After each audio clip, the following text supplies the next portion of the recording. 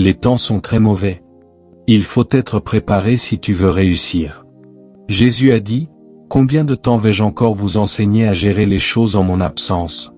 Combien de temps vais-je vous enseigner à gérer les problèmes, gérer les urgences en mon absence? » Mais voici ce qu'il a dit, les disciples sont venus à lui et lui ont dit, « Maître, pourquoi n'avons-nous pas pu ?» C'est la mentalité qu'un croyant doit avoir, pourquoi n'avons-nous pas pu chasser cela? Quand les choses ne fonctionnent pas, pourquoi? J'ai prié pour obtenir un visa et on me l'a refusé. Seigneur, pourquoi? J'ai prié pour que telle chose arrive et elle ne s'est pas manifestée. Pourquoi? Tu dois avoir cette mentalité. Enquiers-toi, pourquoi les choses ne fonctionnent-elles pas? Quand tu vois un incident, quand tu vois un désastre, quand tu vois une crise, avant de te plaindre, pose des questions. Et Jésus a dit, cette sorte ne sort que par quoi? Quand on lui a amené ce cas, est-ce qu'il est allé jeûner? A-t-il dit, attendez, laissez-moi aller jeûner et prier, puis quand j'aurai fini de jeûner, je reviendrai? A-t-il fait cela? Il leur a dit, cette sorte ne sort que par le jeûne, que par la prière. Les disciples ont essayé, ils ont crié, ils ont hurlé. Monsieur, il y a des forces et des puissances que les prières d'urgence ne peuvent pas gérer. Elles ont besoin d'un homme préparé, formé sur la durée. Quand Jésus a dit, cette sorte ne peut sortir que par le jeûne et par la prière, ce qu'il disait, c'est, il y a un temps pour jeûner. Ne sois pas victime de l'urgence. Quand tu jeûnes aujourd'hui, tu te prépares pour un jour de pluie. Quand tu pries aujourd'hui, tu te prépares pour un jour de désastre. Cette sorte ne cède qu'aux hommes qui se sont déjà engagés dans le jeûne et la prière à l'avance. Et si tu étudies ce même passage, il dit, « Veillez et priez afin que vous ne tombiez pas en tentation. » Monsieur, cela veut-il dire que j'ai besoin de veiller et de prier pour éviter la tentation? Monsieur, ce qu'il disait, c'est que tu veilles et pries ou non, la tentation viendra. Mais si tu sais veiller et te préserver à l'avance, tu deviens un vainqueur au milieu de la tentation. Notre problème, c'est que nous croyons en une approche d'urgence avec Dieu. Le roi dit à Daniel dans Daniel 6 verset 20, « Le Dieu que tu sers continuellement. » Tu lis Jean 11 verset 1 et 2, il est écrit, « Jésus aimait Marie, aimait Marthe, aimait Lazare. » Et si tu descends au verset 2, il emploie cette expression, « C'était cette Marie-là. » Si tu penses que tu es la Marie dont on parle, non, c'était cette Marie-là. Si tu crois que la Marie dont on parle, c'est ta sœur, non, c'était cette Marie-là. Il y avait quelque chose d'attaché à son nom. Je veux te poser une question. Quand ton nom est mentionné, qu'est-ce qu'on se rappelle? Quand ton nom est cité, à quoi fait-on référence? Si l'on ne peut pas se référer à toi, tu ne peux pas faire la différence. Est-ce que je parle à quelqu'un ici? Monsieur, aussi banal que tu penses que c'est le fait de venir à l'autel, de monter quelques marches le dimanche, de danser et danser ou aussi insignifiant que cela te paraît, si tu n'es pas là 2 dimanches de suite, certaines personnes le remarqueront. Certaines personnes le remarqueront.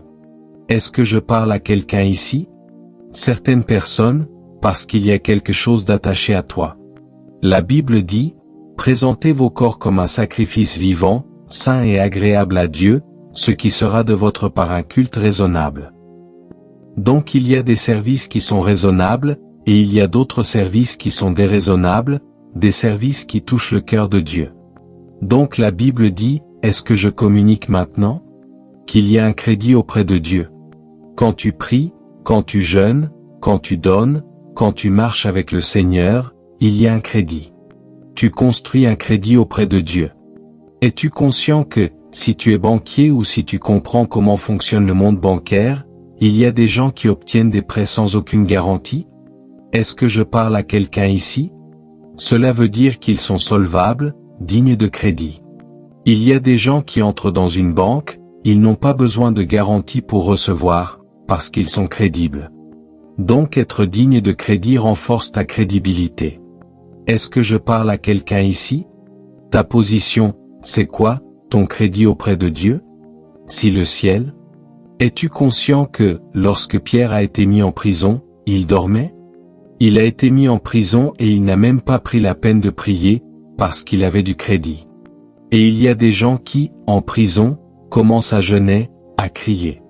Mais quelqu'un qui avait du crédit auprès de Dieu, en prison, dormait. Le passage que nous avons lu, laisse-moi te donner le scénario, David. David avait reçu une prophétie de Samuel. En fait, lorsque Samuel allait chez Isaïe, le Seigneur lui a dit, « Va dans la maison d'Isaïe. » Et Samuel a résisté. Il a dit, « Seigneur, si Saul l'apprend, il me tuera. C'est encore le roi. Et je vais pour oindre un autre homme comme roi, il me tuera. » Et Dieu a dit, « Ah, c'est vrai. Quand tu iras là-bas, dis aux anciens que tu viens les voir à Bethléem. » Un homme était tellement endurci que Dieu et l'homme ont dû se mettre d'accord sur une stratégie pour le gérer. Suis-tu ce que je dis?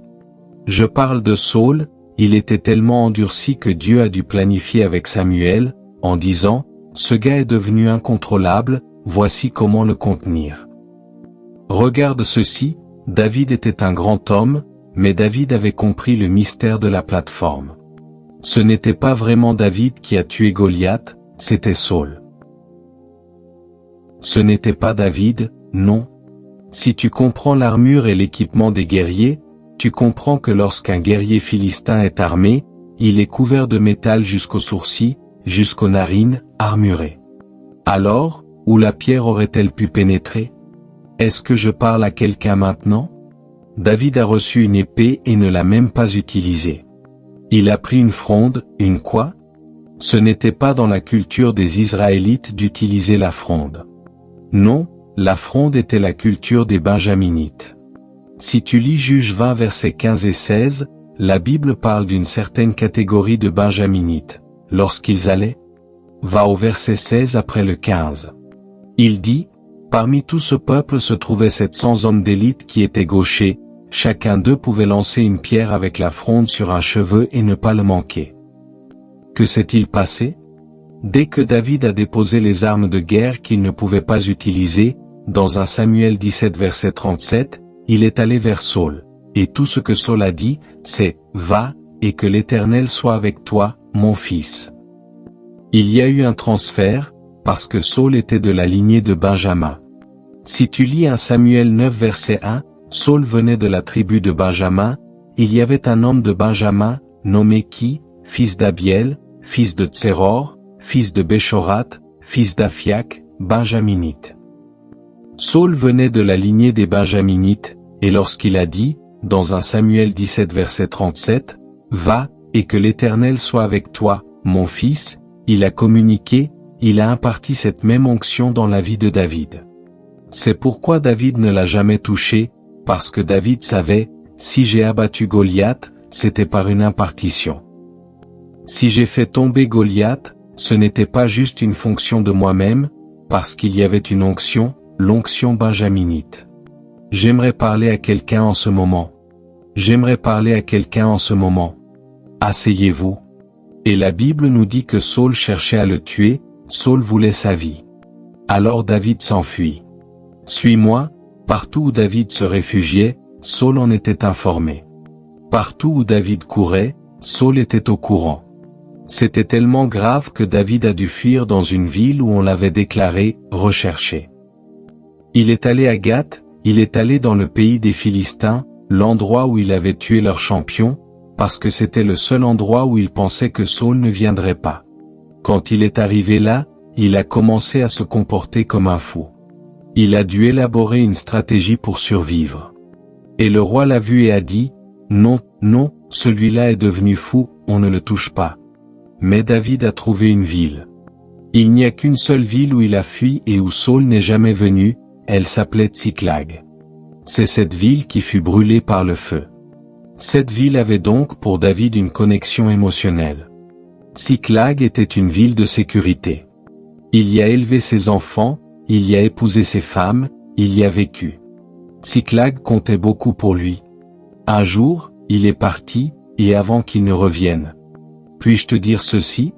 Quand tu pars au travail, écoute-moi, lorsque tu sors pour tes activités, ta famille que tu laisses derrière toi demeure sous une protection divine. La Bible dit qu'avant qu'il ne revienne, sa femme avait été enlevée, les enfants capturés, tous avaient été emmenés. Et comme si cela ne suffisait pas, Tsiklag fut brûlé par le feu. Asseyez-vous. Tsiklag fut brûlée, détruite par le feu. Tsiklag fut consumée par le feu. Et David commença à prier. Et c'est là que je vais faire une introduction. Pendant qu'il priait, regarde la mentalité qu'il avait dans la prière, le type de disposition que tu dois avoir en allant prier. Devrais-je poursuivre? Il n'a pas dit, devrais-je négocier? Devrais-je poursuivre? Devrais-je rattraper? Quand tu entres dans la prière, sois comme une personne qui recherche et crée des possibilités positives, même dans des situations difficiles, au lieu d'accepter un avenir prédéterminé ou fataliste. Porte un état d'esprit positif dans la prière. Il y a des gens qui entrent dans la présence de Dieu avec une mentalité de défaitiste. Père, pourquoi? Ô Seigneur, pourquoi? Père, pourquoi? Es-tu encore en vie? L'as-tu tué? Ô Seigneur, pourquoi? Non. Quand tu entres dans la présence de Dieu, tu t'es présenté devant le Dieu avec qui nous avons affaire. Va là-bas avec une mentalité positive. Il est le juge de toute la terre. La Bible dit qu'il pose les poutres de sa demeure sur les eaux, qu'il marche sur les ailes du vent comme sur un char. Il déploie les cieux comme une tenture. Il a créé une limite entre l'eau et la terre et a dit aux eaux de ne jamais retourner recouvrir la terre. La Bible dit qu'il se couvre de lumière comme d'un vêtement. Tu te tiens devant le juge de toute la terre, l'agneau de Dieu aux 7 yeux et aux 7 cornes, celui qui est assis sur le trône, dont les yeux sont comme une flamme de feu. Est-ce que je communique maintenant? Va dans la présence de Dieu avec un état d'esprit de possibilité. Est-ce que je communique ici? Devrais-je poursuivre? Devrais-je rattraper? Et le Seigneur lui dit, voilà exactement l'attitude que tu dois avoir. Voilà le type de mentalité que tu dois porter. Voilà la mentalité de domination que tu dois cultiver. Est-ce que je parle à quelqu'un ici? David avait mené des guerres, le savais-tu? Le savais-tu? Quand Jésus leur a dit, cette sorte. Vous avez prié, vous avez jeûné, mais il n'y avait pas de crédit auprès de Dieu. C'est pourquoi, en pleine crise, n'as-tu pas vu des gens crier, Jésus? Jésus? Et pourtant ils sont morts? N'as-tu pas vu des gens crier, Jésus, et nous les voyons toujours opprimés? Est-ce que je parle à quelqu'un ici? N'as-tu pas vu des gens crier, Jésus? Jésus? Jésus? Et nous voyons encore la captivité, parce qu'ils voient la prière comme un recours d'urgence, sans crédit préalable auprès de Dieu. Est-ce que je parle ici? J'étais dans un véhicule il y a des années, j'étais encore en fréquentation, en période de fiançailles. J'étais dans une voiture en 1998, et nous avons eu un accident. Non, c'était en 1999. C'était terrible.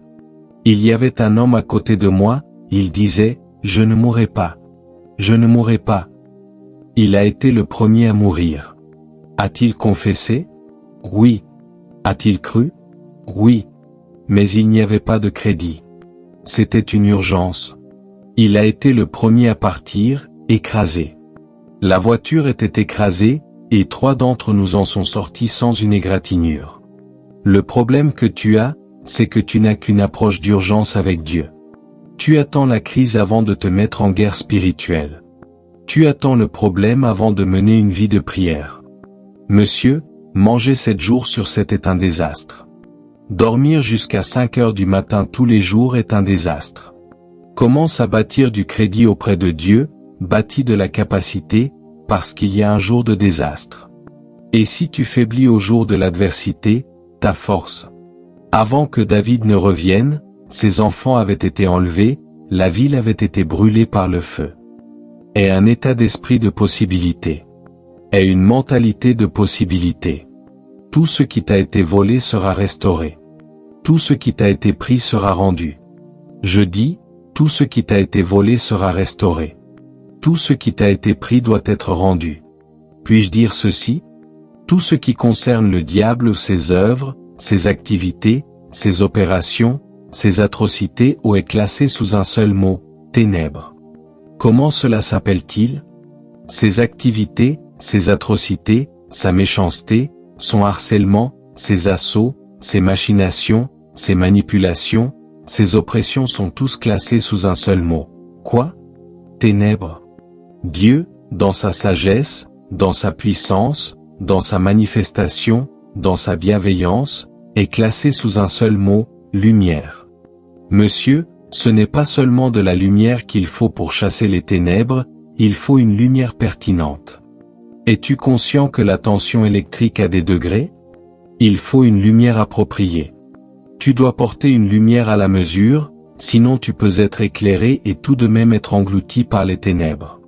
Oh, comme j'aimerais communiquer ici. Éphésiens 3 verset 20 dit, « Or, à celui qui peut faire, par la puissance qui agit en nous, infiniment au-delà de tout ce que nous demandons ou pensons. » Selon quoi? Selon la puissance qui agit en nous. Ce que Dieu fait au-delà, ce que Dieu fait en abondance, ce que Dieu fait pour toi est mesuré à la puissance déposée, à l'œuvre en toi. Ainsi David a prié, « Devrais-je? Devrais-je » Tu vois, le problème que nous avons, c'est que l'Église ne s'enquiert pas. L'Église ne s'enquiert pas. L'Église ne demande pas, « Devrais-je? Seigneur, quelqu'un me demande en mariage, devrais-je?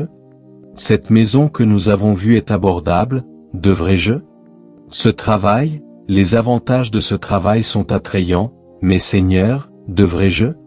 Devrais-je? Que dis-tu? » Nous avions programmé une réunion dans une nation islamique. J'étais prêt à y aller. J'avais envoyé l'argent pour tous les préparatifs. Et le samedi, j'étais simplement en train d'adorer Dieu pour le culte du dimanche, et le Seigneur m'a dit, « Tu n'y vas pas. » J'ai dit, « D'accord, que dois-je faire ?» Il a dit, « Reste. Envoie le docteur Kingsley prêcher. Reste. » Alors je l'ai appelé, « C'est toi qui vas prêcher. » Il a répondu, « Non, non, c'est toi qu'ils attendent. » J'ai dit, « Mais c'est toi qui vas prêcher. » Donc le lundi, je me suis allongé et j'ai bien dormi, j'ai mangé, j'ai dormi, j'ai mangé. J'étais simplement dans la joie. Le mardi, j'ai dormi et je l'ai appelé, « Comment ça se passe ?» Il a dit, « La foule là-bas, c'est quelque chose. » J'ai dit, « Grâce, grâce, grâce. » Puis j'ai dormi, et le Seigneur n'a rien dit. 2 semaines plus tard, il y a eu une crise. Un pasteur de cette nationalité avait pris de l'argent à des gens, en promettant que lorsque je viendrais, il leur donnerait l'accès pour me voir. Il avait donc pris beaucoup d'argent et je ne suis pas venu. Attends, laisse-moi finir. Alors il a fallu rembourser tout cet argent.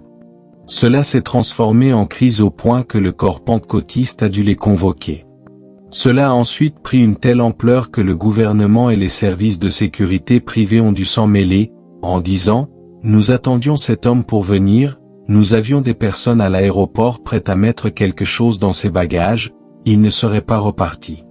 S'il avait posé le pied ici, il ne serait pas reparti. » Mais celui qui voit la fin dès le commencement m'avait dit, « N'y va pas. Je prie pour toi, tu ne tomberas pas dans un piège. Tu ne tomberas pas dans un piège. Peu importe à quel point c'est attractif, tu n'en seras pas la victime. Quel que soit l'attrait de la chose, elle ne t'engloutira pas. Tu ne seras pas manipulé. Tu ne seras pas victimisé. Peu importe à quel point c'est attirant, tu n'en seras pas la victime. Je dis, tu ne seras pas la victime. Tu ne seras pas la victime. Tes enfants ne seront pas des victimes. Si ton amen est plus fort, prends cette bénédiction. Regarde ceci, assieds-toi et entre profondément dans la recherche de la volonté du Seigneur. Calme-toi. Es-tu conscient que l'un des plus grands problèmes, ce qui se tient entre toi et l'accomplissement du plan de Dieu pour ta vie, ce n'est pas le diable? Non, c'est toi. C'est toi. Plus tôt le « moi » meurt, plus vite l'accomplissement se manifeste. C'est toi. C'est toi. Plus tôt le « moi » meurt. Jean-Baptiste a dit, « Il faut qu'il croisse et que je diminue » Jean 3 verset 30. Il y a des choses que tu veux que Dieu fasse pour toi, mais comme tu n'as pas encore pris en compte la manière dont le ciel bénéficiera de cela, Dieu dit, et moi, quel est mon bénéfice? Dieu, je veux me marier. Le ciel répond, quel est mon bénéfice? Dieu, je veux un enfant. Dieu dit, quel est mon bénéfice? Dieu, je veux une élévation financière. Dieu dit, quel est mon bénéfice? Dieu est trop honorable pour sponsoriser ton égocentrisme. Dieu est trop digne pour soutenir ton égoïsme. Dieu est trop honorable pour cautionner ton égocentrisme. Beaucoup d'entre nous, ce que nous attendons de Dieu, c'est pour prouver quelque chose, pour régler des comptes. Quand tu comprends la façon dont les humains sont câblés, tu cesses de vivre pour impressionner les gens. J'ai dit aux membres de notre Église, si quelqu'un te rencontre et te dit, « J'ai entendu quelque chose sur toi », dis-lui, « Ne me raconte pas, c'est vrai. Tout ce que tu as entendu sur moi est vrai. Oui, tout ce que tu as entendu sur moi. Tu peux dire que ce n'est pas vrai, mais eux, ils croiront ce qu'ils veulent croire. Ne gaspille pas ton énergie. » Un pasteur m'a arrêté à l'aéroport. Il a dit, « Apôtre, j'ai vu un message. Avez-vous dit que les chrétiens ne sont pas censés être pauvres? » Maintenant, je ne m'en souvenais même plus. Je ne me rappelais pas avoir dit une chose pareille. Est-ce vrai que vous avez dit que les chrétiens ne devraient pas être pauvres? J'ai répondu, oui. Il m'a dit, et alors, qu'est-ce que? J'ai dit, et alors, qu'est-ce que tu peux faire? Il me regardait. J'ai dit, je pensais que tu allais me combattre. Va-t'en. Je lui ai dit, tu m'as arrêté, et tout ce dont tu te souviens, c'est que j'ai dit, s'il te plaît, est-ce que les chrétiens sont censés être pauvres? Je ne me rappelle même pas avoir dit cela, mais je l'ai dit. Cela prend beaucoup d'énergie de vouloir démentir. J'ai dit, je l'ai dit. Que peux-tu faire? Tu vois, arrête de discuter. Ton pasteur a fait ceci. Je ne suis pas au courant, mais s'il l'a fait, pardon, monsieur, que peux-tu faire? Nous sommes chrétiens, nous ne sommes pas des faibles. Arrête cette mentalité de faible, cette approche de faible. Et il y a des gens aujourd'hui qui mènent une vie de défaitiste. Et David pria.